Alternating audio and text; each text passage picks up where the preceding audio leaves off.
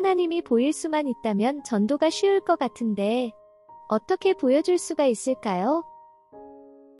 네, 세상에서는 보이지는 않지만 실존하는 것들이 분명히 있죠. 빛, 대표적으로 빛을 예를 들 수가 있습니다. 또 공기, 다 눈에 안 보이는 것들입니다. 그러나 이 빛이 이렇게 비추어서 어느 피사체에 반사되는 것을 보고 우리들 사물을 느낄 수 있지 않습니까? 그것처럼 그것은 빛이 있기 때문이에요. 빛 자체는 눈에 보이지 않지만 우리가 어떠한 그 빛이 반사하는 사물을 보고 빛이 있음을 분명히 압니다. 지금 바람이 불고 있는데 바람도 보이지는 않아요.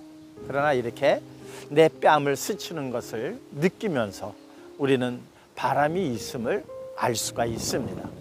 이처럼 이것뿐만 아니라 세상에는 보이지는 않지만 분명히 실존하는 것들이 있습니다. 하나님 보이지 않습니다. 보이지 않는 하나님을 예수님께서 오셔서 당신의 삶 속에서 우리에게 분명히 보여주셨습니다.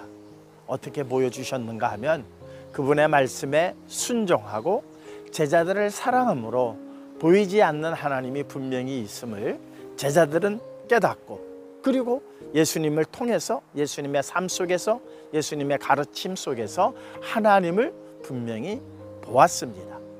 자, 다윗은 이 사실에 대하여 하나님을 영화롭게 하자, 하나님을 찬양하라 라는 시를 많이 지었죠.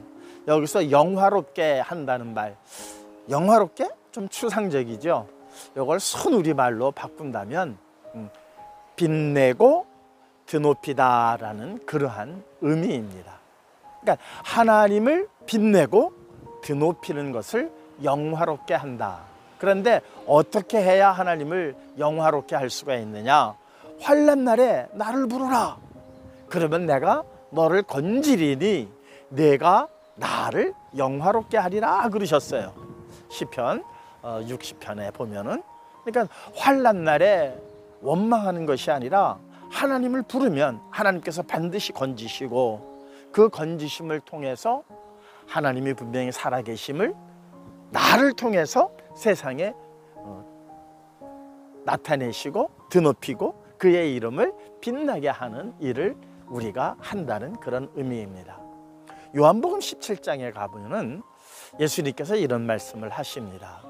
하나님께서, 아버지께서 내게 하라고 하신 일을 이루므로 내가 아버지를 영화롭게 하였사오니, 창세전에 함께 했던 그 영화로 나를 영화롭게 하옵소서라는 그런 내용이 나오는데, 아버지께서 내게 이루라 하신 그 일이 바로 무엇이냐? 십자가입니다.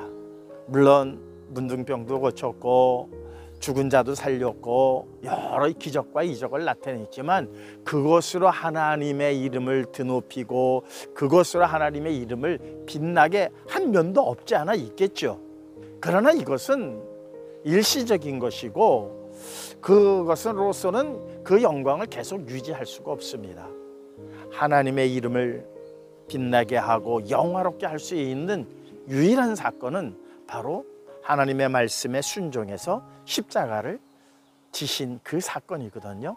그 일로 인해서 우리는 하나님을 알게 되었고 하나님이 우리를 얼마나 사랑하시는지를 깨닫게 되었죠. 바로 시편 60편에 기록되어져 있는 말씀처럼 환난 날에 나를 부르라, 그러면 내가 너를 건지겠다 하신 것처럼 오늘 우리가 삶 속에서 힘들고 어려울 때에 원망하는 자들이 아니라 하나님 살아계심을 믿고 하나님을 의지하고 하나님의 말씀에 순종할 때에 하나님께서 내 삶에 놀라운 변화를 이루셔서 하나님의 살아계심을 우리에게 나타내신다는 그런 말씀입니다.